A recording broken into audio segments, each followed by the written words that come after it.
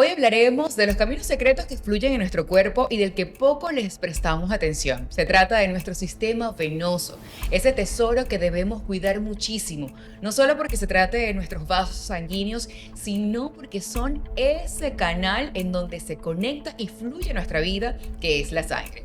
¿Qué pasa entonces con los pacientes de enfermedad renal crónica que se someten a diálisis? Están, digamos, acortando su vida. Con cada hemodiálisis, entonces, están dándole una sentencia a la función vital de su sistema venoso. ¿Cómo pueden hacer entonces para mejorar su calidad de vida? Esas preguntas las estaremos conversando con nuestra médico cirujano cardiovascular. Ella es Jennifer Vargas, que a propósito es la única cirujano cardiovascular de la ciudad, y esto le ha permitido conocer a profundidad y con detenimiento las prioridades, preocupaciones y necesidades que tienen sus pacientes con enfermedad renal crónica. Si te interesa este episodio, quédate viendo porque esta entrevista no tiene desperdicio. Un espacio en el que te damos la bienvenida desde ya, por supuesto gracias a Policlínica de Especialidades, llevando información médica, tips de salud importantes para ti y por supuesto con el calor humano que ameritamos.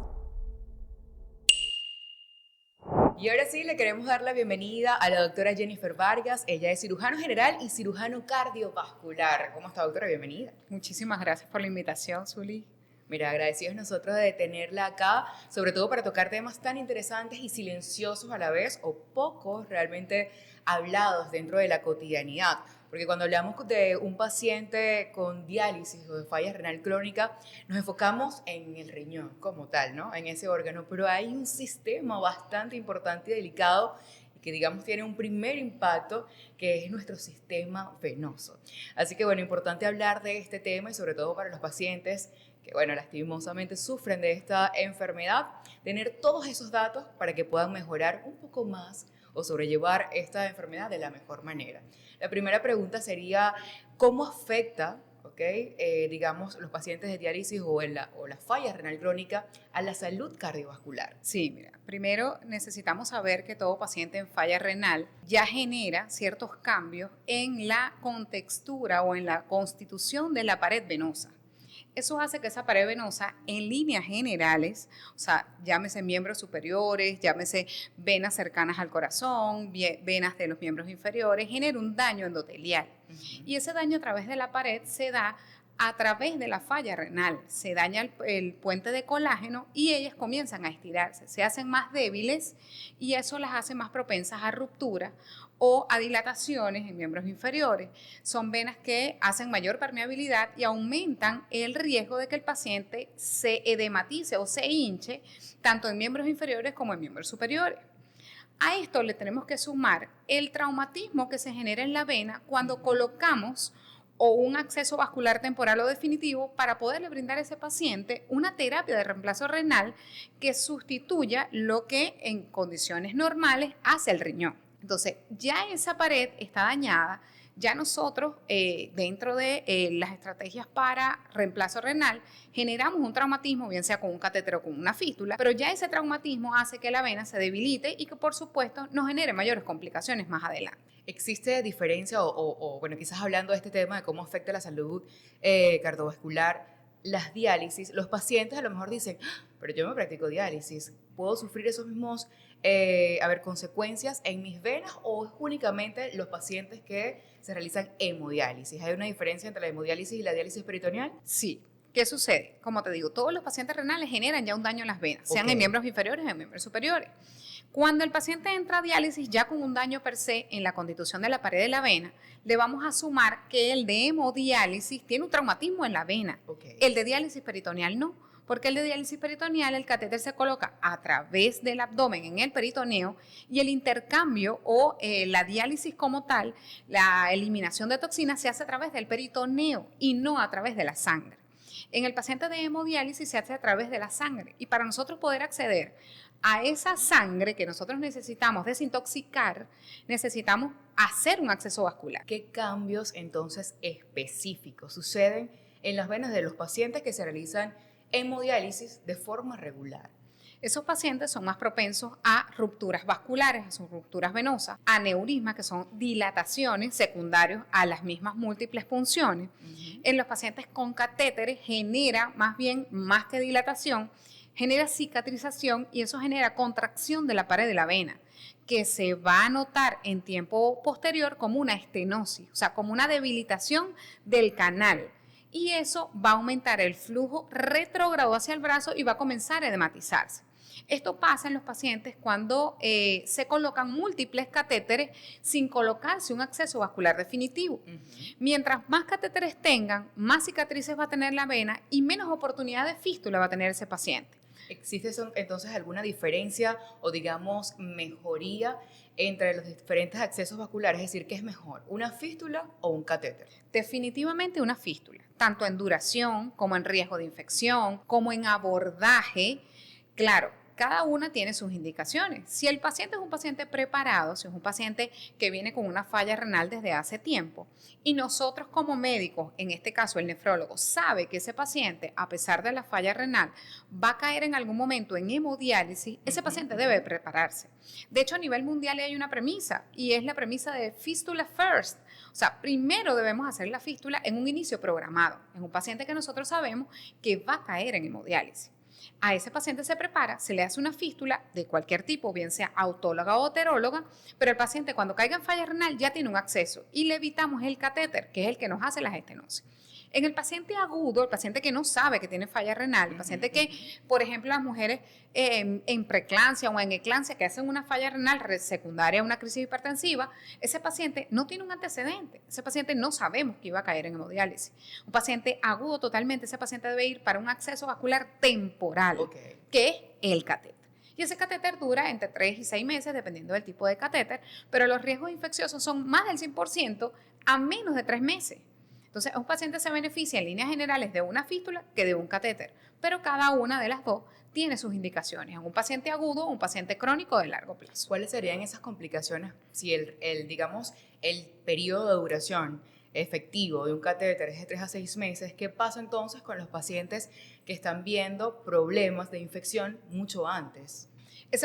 Los pacientes que ingresan con catéteres, lo ideal es que la primera semana que un paciente agudo ingresa con un catéter, ese paciente se debe depletar. ¿A qué me refiero con depletar? Es un paciente que tiene que mejorar las condiciones, porque si ya cayó en falla renal, es probablemente que tenga edema generalizado, se le hincha la cara, se le hincha el cuerpo, los miembros inferiores, tiene pesadez, tiene aumento de los vasoados, que es la urea y la creatinina, que son factores de laboratorio con los que nosotros lo vigilamos.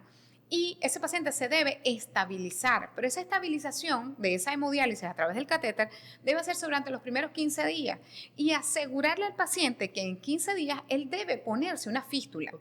Mientras más tiempo pase con el catéter, tiene más riesgo infeccioso, tiene más riesgo de endocarditis, que es una infección valvular cardíaca que en algunos casos lleva a un reemplazo valvular cardíaco, que no es una cosa tan fácil en Venezuela, y que genera mayores complicaciones. Ahí yo pregunto, ¿todo personal puede entonces realizar las fístulas o quién debería hacerlo? Lo deben hacer cirujanos cardiovasculares. Existe una rama, como un curso, un curso de ampliación que hacemos los cirujanos cardiovasculares, que es cirugía del urémico. Es un año totalmente diferente a los posgrados anteriores y en ese año trabajamos con especialidad en accesos vasculares. O sea, por ejemplo, los cirujanos generales, yo soy cirujano general, pero si yo no fuera cirujano cardiovascular, yo no pudiera hacer un acceso vascular, porque no es mi competencia. Entonces, para eso necesitamos que el paciente se eduque de verificar que quien le haga el acceso sea alguien capacitado y certificado para eso. ¿Existe algún riesgo entonces? Sí. ¿De no hacerlo un médico cirujano cardiovascular? Sí. Porque las complicaciones que vienen sucesivas al procedimiento no las va a poder detectar. No vamos a poder saber cuáles son las vías de tratamiento o las alternativas de salvamiento para esas fístulas, porque yo no estoy capacitado por eso. A lo mejor hay personas que no dicen, bueno, pero es que están hablando de fístulas, de accesos cardiovasculares. En español, ¿cómo se traduce eso? Es decir, realmente, ¿cómo es el procedimiento de fístula para que más o menos ustedes puedan entender en casita que sí existen riesgos? O sea, porque es literalmente una operación. En las fístulas unimos una vena con una arteria. Eso nos hace un tracto de entrada, de flujo de entrada, que es la arteria, y un tracto de salida, que es el flujo venoso. Eso mismo ocurre en el catéter. Los catéteres tienen dos luces, tienen una luz roja y una luz azul que nos permite un acceso de entrada hacia la máquina y un acceso de salida hacia la parte venosa. Eso mismo ocurre en la fístula, solo que en la fístula es algo natural. Dentro de las opciones de fístula hay fístulas autólogas que son con tejido hecho propio del paciente, que es la vena del paciente, y hay heterólogas que están descritas para tejido diferente al del cuerpo humano, que en este caso son las prótesis. Las dos opciones en fístula son excelentes en comparación con el catéter, porque el catéter pues tiene 100% de infección y es un catéter temporal. Las fístulas tienen una duración de máximo 10 años. De hecho, tenemos pacientes en la unidad que tienen más de 10 años con sus fístulas, dilatadas, aneurismáticas, pero funciona. Entonces, mientras más rápido le colocamos una fístula, más sobrevida va a tener ese paciente. Doctora, hasta este punto estamos hablando de los pacientes con falla renal crónica o aquellas personas que se dializan por esto, pero existen pacientes de diálisis que también sufren de otras patologías, como por ejemplo la diabetes y la hipertensión. ¿Esto afecta o tiene mayor riesgo en el sistema venoso del paciente o la salud cardiovascular en general? Sí. Los pacientes diabéticos, por supuesto, tienen mayor probabilidad de hacer daños tanto arteriales como venosos. En el caso de los diabéticos con daños arteriales, eso nos condiciona el uso de la fístula, porque ya explicamos que era la unión de una vena con una arteria, pero la arteria en los diabéticos ya tiene un engrosamiento del complejo de íntima media que genera cierta estenosis. Si esa arteria ya está dañada en un diabético, es poco probable que la fístula prenda, que la fístula funcione, por falta de flujo de entrada. Por el contrario, en los pacientes hipertensos, que ya de por sí les condiciona una falla renal, el paciente hipertenso que ya tiene fístula debe mantener unas cifras tensionales lo más normal posible, porque mientras más hipertensión tenga, más dilatación de la vena y más complicaciones a largo plazo, de estallidos de fístula, de complicaciones como aneurisma, que aumentan el riesgo de trombosis, aumentan el riesgo de ruptura, y donde el paciente se puede limitar tanto el acceso, que en vez de durar 10 años, le va a durar mucho menos. ¿Qué entonces tratamientos serían los idóneos para cada uno de los casos? En los pacientes diabéticos, todo paciente diabético, se dialice o no se dialice, debe tener visitas anuales con los cirujanos cardiovasculares, tanto para miembros inferiores como para miembros superiores. A eso le vamos a sumar que el paciente diabético en hemodiálisis debe hacer una correcta evaluación de todo su sistema arterial, tanto de miembros inferiores como de miembros superiores. Porque hablamos hace rato de que las fístulas y las prótesis son en miembros superiores, sí, pero también tenemos opciones en miembros inferiores, pero esas opciones en miembros inferiores quedan delegadas en pacientes diabéticos con arteriopatía, porque la arteriopatía es parte de las complicaciones crónicas de la diabetes en cualquier tipo de paciente, se dialicen o no.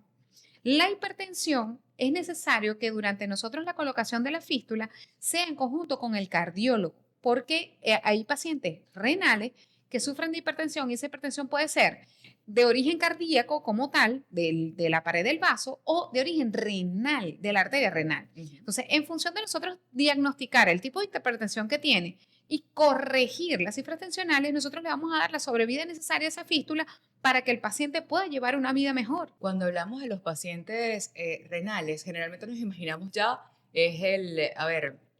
la población mayor, pero existe también una población juvenil que lastimosamente sufre de esta condición.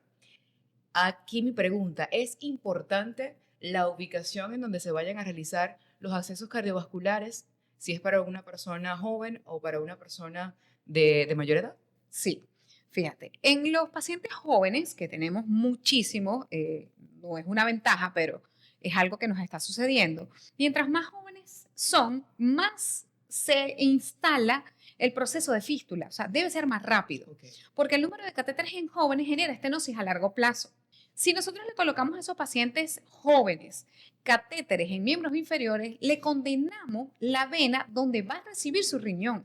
Entonces, es importante en los jóvenes tratar de colocarle su primer catéter en miembros superiores a nivel del cuello e inmediatamente instalarle una fístula.